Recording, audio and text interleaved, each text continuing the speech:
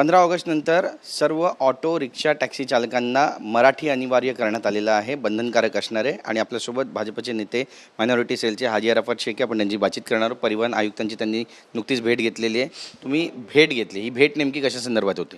देखिए, ख़ास तौर पर आज मैं ट्रांसपोर्ट कमिश्नर से मुलाकात करने के लिए आया और मैंने उनको एक निवेदन दिया कि कुछ दिनों पहले ट्रांसपोर्ट डिपार्टमेंट के थ्रू यानी ट्रांसपोर्ट मंत्री ने प्रताप सरनाईक जी ने एक फरमान निकाला कि जो लोग महाराष्ट्र के अंदर मराठी नहीं बोलेंगे, मराठी नहीं सीखेंगे, रिक्शा चालक, टैक्सी चालक, उनका परमिट रद्द कर दिया जाएगा, लाइसेंस रद्द कर दिया जाएगा।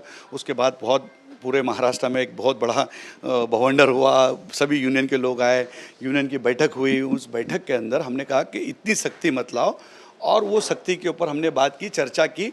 तो प्रताप सरनाईक जी ने हमको 100 दिन का टाइम दिया और 100 दिन के अंदर मराठी सीखना चाहिए, जुजबी मराठी, ताई बसा, आई बसा, मामा बसा, माझ्याकडे सुट्टे आहे, इस तरीके की मराठी, ज़रूरत की मराठी सीखना ज़रूरी है, पढ़ना ही पड़ेगा, इस तरीके की बात की।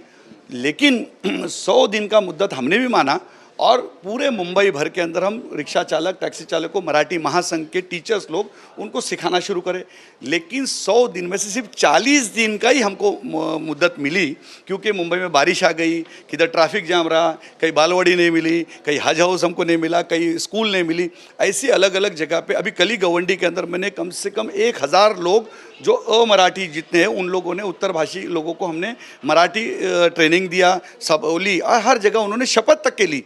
तो मैंने आज उनको निवेदन दिया हूं कि आपके हिसाब से जो 100 दिन जो होने होते वो कंप्लीट नहीं हुए, कि मराठी महासंघ के टीचर्स भी नहीं पहुंचे बारिश के कारण और ऐसे अलग अलग विविध कारण, हॉल नहीं मिलने के कारण, इसलिए 40 ही दिन हुए, 60 दिन सरकार के तरफ से और बाकी है। इसलिए हमको और 100 दिन की मोहलत दो। हमारे उत्तर प्रदेश के जितने भाई हैं, पांडे जी, शुक्ला जी, गुप्ता जी, अब्दुल रहीम, अब्दुल करीम, सुंदर और अच्छी मराठी सीखेंगे और इस महाराष्ट्र की भाषा का रिस्पेक्ट करेंगे, इस शहर की रिस्पेक्ट करेंगे और अच्छी मराठी सीखेंगे और बोलेंगे। लेकिन सरकार की ओर से अभी मोटर व्हीकल एक्ट जो 1988 का था, उसमें अमेंडमेंट करके मोटर व्हीकल एक्ट अमेंडमेंट 2026 के तहत नोटिस दी जाएगी सारे ऑटो रिक्शा टैक्सी चालकों को, और अगर उनको मराठी नहीं आती तो 1 महीने का वक्त भी दिया जाएगा, उसके बाद उनका लाइसेंस रद्द होने की जो कार्रवाई है वो भी की जाएगी। तो क्या ये आपको मान्य है?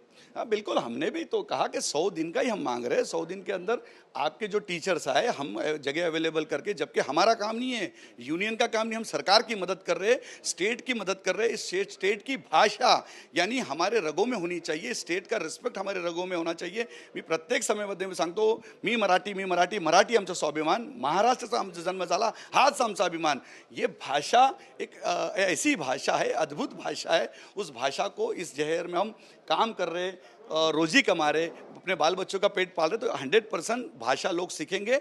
और इन्होंने और 100 दिन का हमको टाइम देना चाहिए, 100 दिन के अंदर 100%। उसके बाद हम भी बोलेंगे कि मैं मेरी यूनियन की तरफ से, भारतीय जनता पार्टी की तरफ से पूरा प्रयत्न करके, पूरी कोशिश करके, जितने हमारे सभासद हैं उनको सबको सिखाने में हम कामयाब है और अच्छी पहल है। बाकी के यूनियन वाले अपना देखेंगे। नाही, लेकिन आता विषय असा झाला आहे की तुम्हाला हे मान्य आहे का? कारण सरकार जे नवीन अमेंडमेंट रूल 2026 आणत आहे, त्याबद्दलच्या ज्या नियम आणि अटी आहेत त्या तुम्हाला मान्य आहेत का? कारण 3 महिन्यासाठी, मग 1 महिना देऊन पण जर मराठी येत नसेल तर मग 3 महिन्यासाठी लायसन्स सस्पेंड होणार आहे आणि कारवाई केली जाणार आहे। त्यामुळे सरकार कारवाई करण्यावरती ठाम दिसत आहे। तुमची नेमकी भूमिका काय असणार आहे? बिल्कुल, हम शुरू से सरकार के साथ है। इस भाषा के जो पढ़ाई के हम इनके फेवर में ही है, हमको करना ही है, कोई उसके अंदर विरोध नहीं है। लेकिन सख्ती करके मत को, कोई भी भाषा प्यार से सिखाई जाती है, प्यार से अगर आप सिखाओगे तो 100% हर कोई आपके साथ में दोस्ती का हाथ बढ़ाएगा।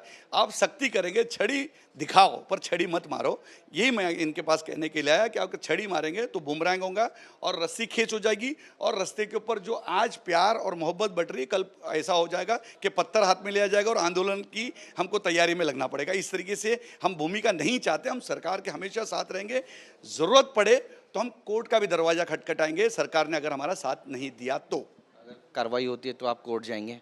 बिल्कुल, कोर्ट का दरवाज़ा खटखटाएंगे, समय पड़ा तो रास्ते पे भी उतर जाएंगे, क्योंकि गोर गरीब जनता का, रिक्शा चालक, टैक्सी चालक का मैं लीडर हूँ।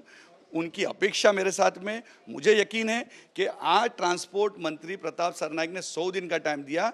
मुझे यकीन है कि मेरे पार्टी के नेता, महाराष्ट्र के मुख्यमंत्री देवेंद्र जी और उप मुख्यमंत्री एकनाथ शिंदे जी हमको और 100 दिन का टाइम देंगे। इस बात पे मुझे पूरा पूरा विश्वास है। लेकिन प्रताप सरनाईक इन्होंने जो मुहिम स्टार्ट की है कि मराठी आनी चाहिए, इसको अब कायदे का भी संरक्षण मिल चुका है, ऐसा कहेंगे? बिल्कुल कि अगर प्रताप सरनाईक जी ने पहली पहल की, वो ऐसे तो कई मंत्री महाराष्ट्र में, मैं 21 साल से ट्रांसपोर्ट विंग में काम कर रहा हूँ, देख रहा हूँ, कई लोग तो आए, लेकिन प्रताप सरनाईक जी ने एक टेक्निकल चीज़ देखना चाहिए।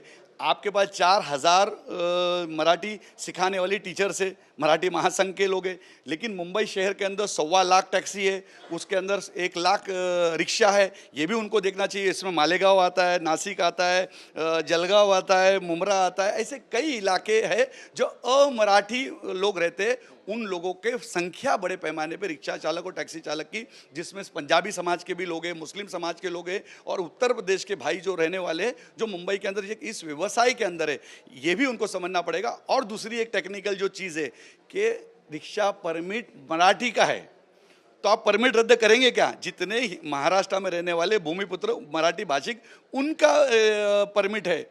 लाइसेंस जो गाड़ी चलाने वाला उत्तर प्रदेश का है ड्राइवर, लेकिन परमिट, तो आप मराठी आदमी का परमिट रद्द करेंगे क्या?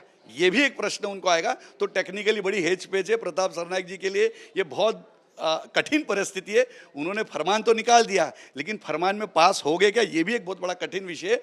तो मैं प्रताप सरनाईक जी से कहूँगा कि हम सब, सारी यूनियन के लोग पूरी तरीके से सरकार के साथ है।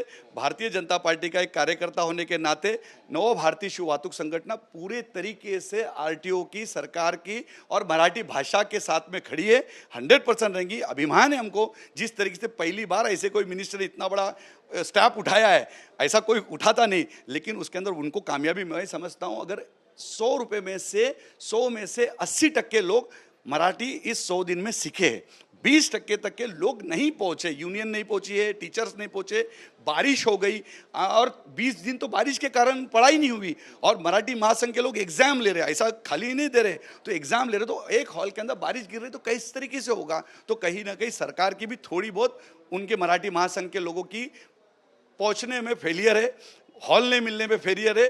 यूनियन के लोग कितना पैसा डाल डाल के हॉल लेके, सरकार ने कोई हॉल नहीं दिया, उन्होंने बोला आरटीओ में जाओ। अब बताओ रिक्शा वाला वडाला आरटीओ कैसा जाएगा, किस तरीके जाएगा? सरकार ने वो भी चीज़ का ध्यान देना चाहिए। पूरी सहूलत, जैसा मराठी महासंघ के लोगों को पैसे दिए गए, सरकार का फंड आ गया है, वैसा यूनियन के लोगों को भी विश्वास में लेना चाहिए था सरकार ने, प्रताप सरनाईक जी ने, और यूनियन के लोगों को साथ में लेकर उनके कार्यालय के अंदर जैसा जैसा कम से कम एक चाय और बिस्किट का तो कम से कम यूनियन हक रखता है, तो वो भी कहीं नहीं रखा गया। तो ये उसकी फेलियर, लेकिन सभी मराठी भाषा के साथ हम सब साथ में खड़े। हाजी अराफा से खड़ा है पूरी भारतीय जनता पार्टी मराठी सीखने के लिए। हिंदी के अंदर कोई बात ही नहीं है, पर मराठी का कोई विरोध नहीं है, 100% मराठी सीखेंगे। अगर ये चीज़ों पर सख्ती हुई तो आंदोलन के सिवा कोई पर्याय नहीं है। बहुत बहुत शुक्रिया आमची बात करण्याके तर आपण पाहतो आपली भूमिका या ठिकाणी मांडलेली आहे, परिवहन आयुक्तांची सुद्धा भेट घेतलेली आहे आणि आणखी जास्त वेळ मराठी भाषा बोलण्यासाठी वाढून देण्यात यावा अशी मागणी सुद्धा हाजी अराफत शेख यांनी केली आहे। सरकारची नेमकी भूमिका काय असणार आहे पाहणं महत्त्वाचं ठरेल। कॅमेरा पर्सन योगेश गुरवसह गिरीश गायकवाड, TV9 मराठी, मुंबई।